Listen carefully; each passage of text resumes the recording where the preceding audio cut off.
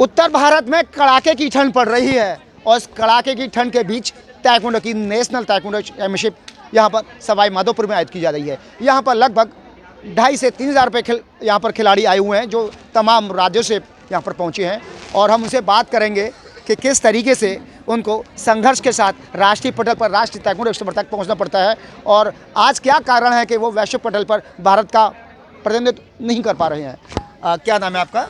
मेरा नाम मेरी गोल्ड है। कहाँ से हैं आप? हमें आंध्र प्रदेश से है। आजकल का ताइक्वांडो के बारे में बहुत चर्चा हो रही है। हाँ। खिलाड़ियों से 5,000 रुपये मांगे जा रहे हैं, 6,000 रुपये मांगे जा रहे हैं, 4,500 मांगे हैं, 4 एसोसिएशन हैं, तो क्या कहेंगे इसको? मुझे पहले सबको सुप्रभात बोल रही हूँ। मुझे ज़्यादा फ़र्क हो रही है क्यों 4 विभाग हो गया। सभी हम लोग इंडिया कितने स्टेट्स होते हैं, फ्यूचर में इतना ज़्यादा फेडरेशन होने से हम लोग को फ़र्क होता है काउंसिल सर्टिफिकेट वैल्यू। हम सभी लोग को इतना ज़्यादा कष्ट करने से, पैसे मांगने से, घर में कुछ वैल्यू नहीं होने से हम लोग को घर में सभी लोग काम डेली वेज वर्कर्स हैं, हमारा पेरेंट्स सभी वैसी होने से हमारा सर्टिफिकेट कुछ नई वैल्यू होने से हम लोग को स्पोर्ट्स का इंटरेस्ट लूज़ कर रही हूँ। अभी मैंने लास्ट ईयर सिल्वर मेडल लाया, आज भी सिल्वर मेडल लाया, फिर ये सर्टिफिकेट मुझे नई वैल्यू होने से मुझे ताइक्वांडो का इंटरेस्ट थोड़ा थोड़ा कम हो रहा है।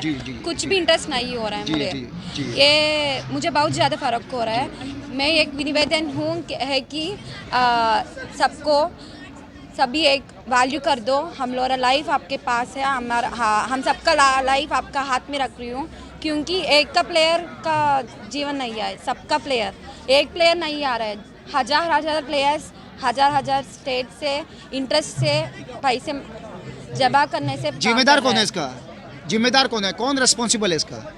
फेडरेशन ही रिस्पॉन्सिबल है। एक का फेडरेशन और 2 का फेडरेशन होने पड़ेगा, फिर 4 फेडरेशन होने से हम लोग को टेंशन हो रहा है। कौन सा फेडरेशन? इंडियन ओलंपिक एसोसिएशन और स्पोर्ट्स मिनिस्ट्री इसके लिए रिस्पॉन्सिबल मानती है, नहीं मानती है? हाँ मानता है, बिकॉज इतना ज़्यादा फेडरेशन होने से बच्चे लोग कौन सा फेडरेशन के साथ होता है, इतने फेडरेशन का सर्टिफिकेट कौन सा सर्टिफिकेट वह लोग वैल्यू करेगी, ये सभी फ़र्क हो रहा है। हम लोग बहुत परेशान है क्योंकि दक्षिण भारत से आते हैं, लैंग्वेज की थोड़ी प्रॉब्लम है, लेकिन ये समझ में आता है। आपको भी समझ में आ रहा होगा कि किस तरीके से ताइक्वांडो के विवाद में खिलाड़ियों का शोषण हो रहा है, वो पिसते हुए दिखाई दे रहे हैं।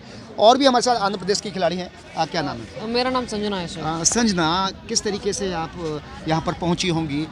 डिस्ट्रिक्ट खेला होगा, स्टेट खेला होगा, नेशनल खेला है, तो कितना संघर्ष करना पड़ रहा है, उसके बावजूद भी आपको वैल्यू नहीं हो रहा है? हाँ जी, मेरा नाम संजना है, जैसे मैं बोली थी, और मुझे तो पापा नहीं है, सिर्फ मम्मी है।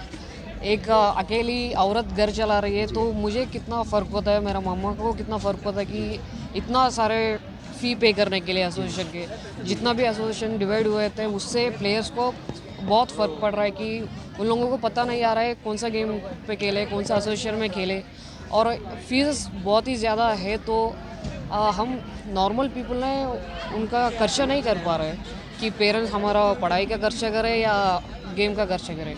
और बॉयज़ से ज़्यादा लड़कियों को ये तकलीफ़ होता है कि लड़कियां है घर में रहा, पढ़ाई कर, शादी कर ले, ये बस हो जाएगा घर में, लेकिन हर लड़की को कुछ ना कुछ करना पड़ता है। उसको क्या इंटरेस्ट है, उसको क्या करना है, उसका दिल क्या चाहती है। लेकिन विवादों में आप लोगों को कितना नुकसान हो रहा है। आर.डी. मंगेशकर अलग हैं, प्रभात सराफ अपने अलग गीत गाते हैं, जिम याद जगताने अलग नामदेव इंटर WD के लेके आ रहे हैं, लेकिन भारत में सरकार मानता नहीं देती है। तो आप लोग जी, ये होना चाहिए कि सारी फेडरेशन एक होना चाहिए। जैसे हम इंडिया में इतने सारे स्टेट्स हैं, लेकिन इंडिया ही कहते हैं, जैसे भी जितना सारे एसोसिएशन है, एक एसोसिएशन बन के प्लेयर को ज़िंदगी जीना चाहिए सर। अगर सर्टिफिकेट वैलिड नहीं है तो क्या करें हम उस सर्टिफिकेट से? पीएम मोदी कहते हैं खेलों को बढ़ावा देने की बात करते हैं, महिला सशक्तिकरण की बात करते हैं, है ना, लेकिन महिला सशक्तिकरण के यहाँ पर कुछ दिखाई नहीं दे रहे हैं। हाँ, वही तो बात है ना, वुमेन्स एम्पावरमेंट कहीं नहीं दिखाई दे रहा है। नहीं दिखाई दे रहा है सर, हम क्या करें? उसका जो सपोर्ट हमें चाहिए वो नहीं मिल रहा है, तो जितना भी हम ट्राई कर रहे हैं फेल्यूर ही बढ़ रहा है ना सर।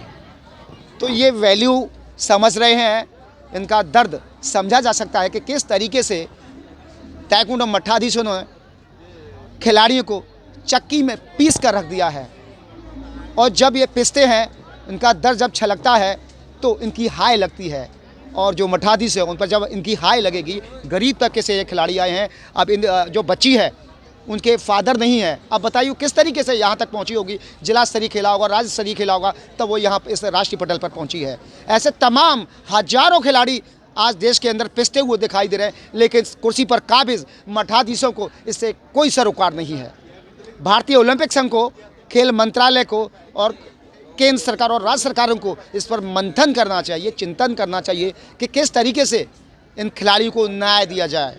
अगर वह इस ओर नहीं सोचेंगे तो जो खिलाड़ी खेलों के प्रति रुझान बढ़ा रहे हैं तो कहीं ना कहीं उसे विरत होते हुए दिखाई देंगे और अपना खेल से नाता तोड़ लेंगे।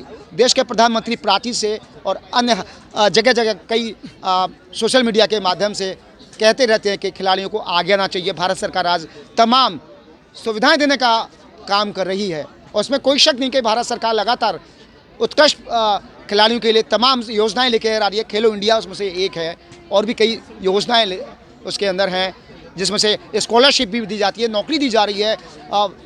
जो वैश्विक पटल पर देश के लिए मेडल अर्जित कर रहे हैं उनको नौकरियां दी जा रही हैं, चाहे वो फोर्सेस को, रेलवे हो या अन्य प्राइवेट सेक्टर हो, गवर्नमेंट सेक्टर हो।